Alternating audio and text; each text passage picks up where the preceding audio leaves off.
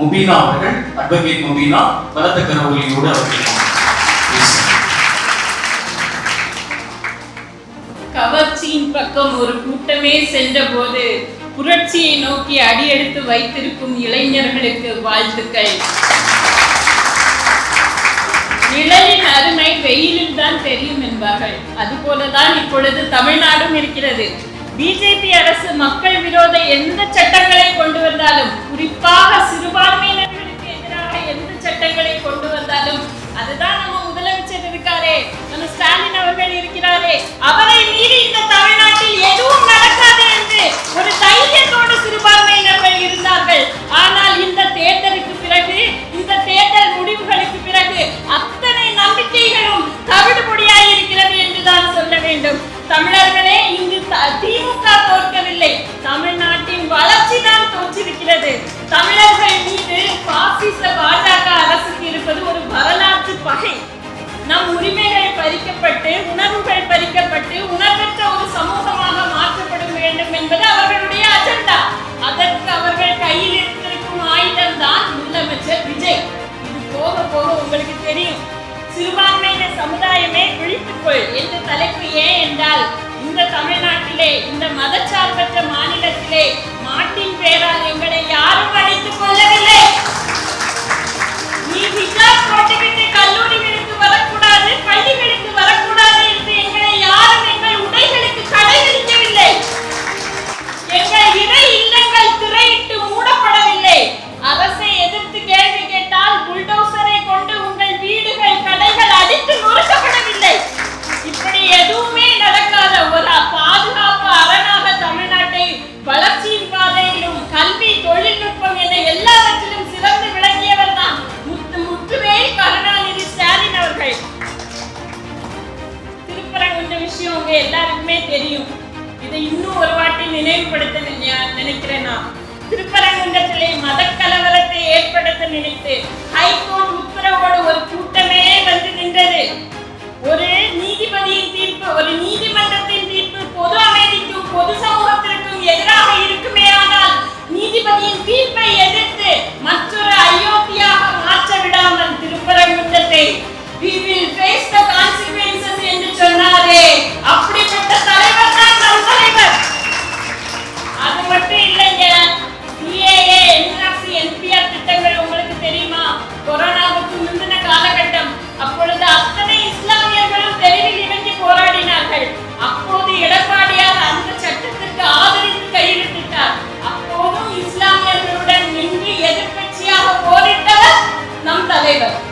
அது மட்டுமல்ல, அப்போது நிறைய மக்கள் மீது, போராடிய மக்கள் மீதெல்லாம் வழக்குகள் போடப்பட்டது. அவர் ஆட்சிக்கு வந்தவுடன் என்ன தெரியுமா சொன்னார்? அவர்கள் வாழ்வாதாரத்திற்காக போராட்டார்கள் என்று சொல்லி அத்தனை வழக்குகளையும் தள்ளுபடி செய்தார். குடியுரிமை சட்டத்திற்கு எதிராக கையெழுத்திட்டார். வக்ஃபு வாரிய மசோதா கொண்டு வராங்க, பிஜேபி கொண்டு வருது. கொண்டு வந்த உடனே அடுத்த நாளே எங்க நகலை கிழிச்சு தூக்கி போட்டாச்சு. அது மட்டும் இல்ல, உடனே எதிர்த்து தீர்மானம். ஒரு மாநில அரசு எதுக்கெல்லாம் போராடலாம்? தன்னுடைய மாநிலத்துக்கு வேண்டி போராடலாம், அப்படிதானங்க? பாலஸ்தீனத்திலே இஸ்லாமியர்களை அடித்து கொன்னார்கள், அப்படிதானே? அங்கு ஒரு பெரிய இன அழிப்பு நடந்தது. அப்போது நம் இந்திய பிரதமர் இஸ்ரேலுக்கு பயணம் மேற்கொண்டு சொன்னார், இந்தியா என் தாய் நாடு, இஸ்ரேல் என் தந்தை நாடு என்று. அதை கண்டித்து போராட்டங்க. ஒரு அயல் நாட்டு விஷயத்துல ஒரு மாநில அரசு தலையிட எந்த ஒரு தேவையும் இல்லை, அப்படிதானே? அவர் ஒரு மாநிலத்தினுடைய முதலமைச்சர், வெளிநாட்டு விஷயங்களை பேச தேவையில்லை. ஆனாலும் இஸ்லாமியர்களின் உணர்வுக்கு மதிப்பளித்த ஒரு தலைவரை தான் இன்று நீங்கள் தோற்கடித்தீர்கள். இது ஒரு வரலாற்று பிழை. இன்று நீங்கள் செய்திருப்பது ஒரு வரலாற்று பிழை. கிறிஸ்துமஸ் அன்னைக்கு காலையில கேக் வெட்டாரு நம்ம இப்ப இருக்க முதலமைச்சர். அன்று நாடு முழுவதும் கிறிஸ்தவர்களை அடித்து துன்புறுத்தினார்கள், அவர்கள் மீது தாக்குதல் நடத்தினார்கள். அதை எதிர்த்து ஒரு குரல் கொடுத்திருப்பாரா இப்பொழுது இருக்கும் முதலமைச்சர்? பக்ரீத்துக்கு ஒரு நாள் முன்னாடி தீர்ப்பு வருது. என்ன தீர்ப்புனா, மாடுகளை அறுக்கக்கூடாது. செக்ஷன் 4 பசுவதை தடுப்பு சட்டத்தின் படி மாடுகளை அறுக்கக்கூடாது. அப்போது 10 ஊர்களுக்கு மேல பிடித்து சென்றார்கள்.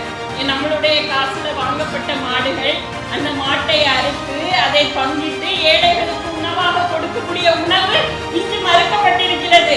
இதை எதிர்த்து கேள்வி கேட்க எந்த நாதியும் இல்லை. எதிர்த்து கேள்வி கேட்டுக் கொண்டிருந்தாரே முத்துவேல் கருணாநிதி ஸ்டாலின், அவரும் இந்து முதலமைச்சராக இல்லை. உடனே எல்லாரும் என்கிட்ட கேட்டாங்க, என்னன்னா அது ஒரு நாளைக்கு முன்னாடி தானே அந்த தீர்ப்பு வந்தது, அதை எதிர்த்து தாவேகா என்ன செய்திட முடியும்? வரலாறை நான் சொல்கிறேன் கேளுங்கள். 1990 கலைஞருடைய ஆட்சி காலத்தில் இதே தீர்ப்பு வந்தது. பக்ரீத்துக்கு ஒரு நாள் முன்னாடி. என்னது? ஆடு மாடுகளை ஸ்லாட்டர் ஹவுஸ் அறுவை கூடத்தில் தான் அறுக்க வேண்டும், வேற எங்கும் அறுத்தால் தடை என்று வந்தது. அப்போது இஸ்லாமிய இயக்கங்கள் கலைஞரை சந்தித்தார்கள். அன்று இரவு நீதிபதி லட்சுமணன் அவர்களுடைய வீடு தட்டப்பட்டது. எதற்காக தெரியுமா? அரசு வழக்கறிஞர்கள் போறார்கள், இது ஒரு சமூகத்திற்கு எதிரான தீர்ப்பு, இது வியாபாரத்திற்காக மட்டுமே பொருந்தும், இது மத ரீதியாக அறுப்பதற்கோ கல்வி ரீதியாக அறுப்பதற்கோ ஆராய்ச்சி ரீதியாக அறுப்பதற்கோ இது செல்லாது என்று உடனே அந்த தீர்ப்பை அந்த நீதிபதி மாற்றி எழுதினார். அந்த பக்ரீத்தை இஸ்லாமியர்கள் வெறும் விமர்சையாக கொண்டாடினார்கள். அதே போல நம்ம ஸ்டாலின் அவர்களுடைய ஆட்சி காலத்திலே 2023 ஒரு வழக்கு தொடுக்கப்பட்டது. 2024 அந்த வழக்கு விசாரணைக்கு வருகிறது. அப்போது திமுக வெகு விமர்சையாக எதிர்த்து சொன்னது, இஸ்லாமிய தரப்பிடம் நீங்கள் பிரதிநிதித்துவம் கேட்காமல் இந்த வழக்கில் நீங்கள் தீர்ப்பு சொல்ல முடியாது என்று நீதிபதி சொன்னார். ஆம், இஸ்லாமிய தரப்பினர்களிடம் கேட்காமல் இந்த விசாரணையில் முடிவு வராது என்று அப்படி சொல்ல வைத்தது யாரு தெரியுமா? அந்த திமுக அரசு தாங்க. இந்த மண்ணில சமூக நீதியும் சமத்துவமும் சகோதரத்துவமும் மதச்சார்பின்மையும் தலைத்தோங்க காரணமாக இருந்ததே இந்த திராவிட மாடல் அரசு தான். இப்போது என்ன நடக்கிறது தெரியுமா? தாவேகா ஆட்சிக்கு வந்து 25 நாட்கள் ஆகிறது. எங்களுடைய உரிமைகள் பறிபோய் விட்டது. மக்களின் உணர்வு வழிபாடு, இதை எதிர்த்தால் சட்ட ஒழுங்கு பிரச்சனை வரும் என்று முதலமைச்சர் விஜய்க்கு தெரியாதா? நேற்று இருந்தோம், இன்று இருக்கிறோம், நாளையும் இருப்போம் என்று ஒரு கூட்டம் சொன்னது உங்களுக்கு ஞாபகம் இருக்கிறதா? இந்த தாவேகாவில் சிறுபான்மை நலத்துறையில் சிறுபான்மை அமைச்சராக பொறுப்பேற்றிருக்கும் சிறுபான்மை நலத்துறை அமைச்சரை உங்களுக்கு குர்பானி என்பது சிறுபான்மை நலனில் தராதா? பாவம், என்ன செய்ய முடியும்? அவருக்கு அவருடைய குடும்பத்தோட சேர்ந்து முதலமைச்சர் கூட போட்டோ எடுப்பதுக்கே நேரம் சரியா இருக்கு. இந்த சிறுபான்மை நலத்துறையை பார்ப்பதற்கு தான் நேரம் சரியா இருக்கு. திமுக 50 ஆண்டுகளில் துணை தெரியப்படும் என்று சொன்னீர்களே, திமுகவின் முதுகில் ஏறி இத்தனை ஆண்டுகள் சவாரி செய்து கொண்டு அவர்களுடைய முதுகிலேயே நீங்கள் குந்திருக்கிறீர்கள். இது ஒரு வரலாற்று பிழை, நினைவில் வைத்துக் கொள்ளுங்கள். எப்படி வாக்கு கேட்டு போகும்போது திமுக கொடியுடன், வாக்கு முடிஞ்சு வெற்றி பெற்ற பிறகு போறாங்க தாவேகா கொடியுடன். இப்படி ஒரு நயவஞ்சகத்தனத்தையா செய்தீர்கள்? வெட்கமாக இல்லையா? வெட்கக்கேடு. நாளை திமுக கூட உங்களை மன்னித்து விடலாம், ஆனால் இஸ்லாமியர்கள் ஒருபோதும் உங்களை மன்னிக்க மாட்டார்கள். மதத்தை பார்த்து வாக்களிப்பவர் அல்ல இஸ்லாமியன், கொள்கைக்காக வாக்களிப்பவர்கள். எங்களுடைய கொள்கை திமுகவுடைய கொள்கை தான். கண்ணியமிகு காகிதம் இல்லத்தவர்களின் பேரை சொல்வதற்கு உங்கள் தகுதி இருக்கிறதா? எந்த ஒரு இக்கட்டான சூழ்நிலையிலும் நம்மோடு தோளாக தோள் நீண்ட கழகம் திமுக. குர்பானி விஷயத்தில் சிறுபான்மை மக்களே கான்பிடண்டா இருங்க, நான் இருக்கேன் அப்படின்னு அண்ணன் சிஎம் சொன்னாரா? இல்லையே. ஏன் தெரியுமா? அவரு வசனம்லாம் பேசுவாரு. எவராது எழுதி கொடுத்த வசனத்து திரைக்கு முன்னாடி பேசணுமா எல்லாம் பேசுவாரு. ஆனா பிஜேபினா என்ன? பிஜேபினா என்ன? பயம். அவர் படத்துல வருவே வேதநாயகம்னா பயம், அண்ணனுக்கு பிஜேபினா பயம். இப்படி நமக்கு நடக்கும் அநீதிகளை தட்டி கேட்க இயலாத முதுகெலும்பு பெற்ற ஒரு முதலமைச்சரை தான் இன்று நாம் பெற்றிருக்கிறோம். அண்ணன் ஒரு 3 கேள்வி கேட்டுக்கலாமா? கேட்டுக்கலாமா? சொல்லுங்க. ஏன்னா அண்ணனுக்கு திரைப்பட பாணியில கேட்டாதான் பதில் சொல்லுவாங்கன்னு பார்ப்போம். RSS காரனான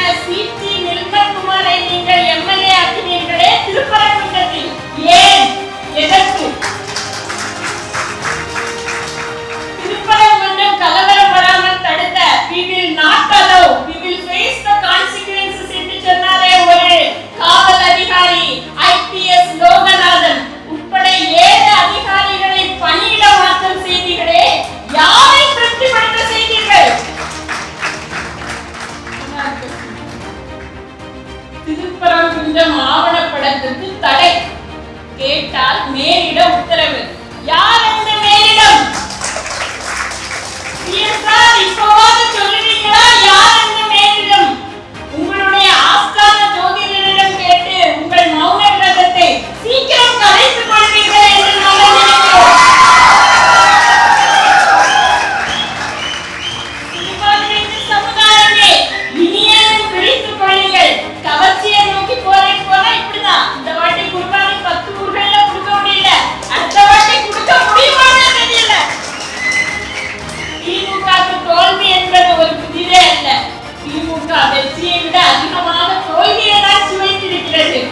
எனவே நேரமின்மை காரணமாக கலைஞருடைய சூழ்நிலையை சுருக்கி சொல்கிறேன். ஆட்சி இருப்பினும் இல்லாதிருப்பினும் தன்மான உயிரின மதிப்போ தமிழ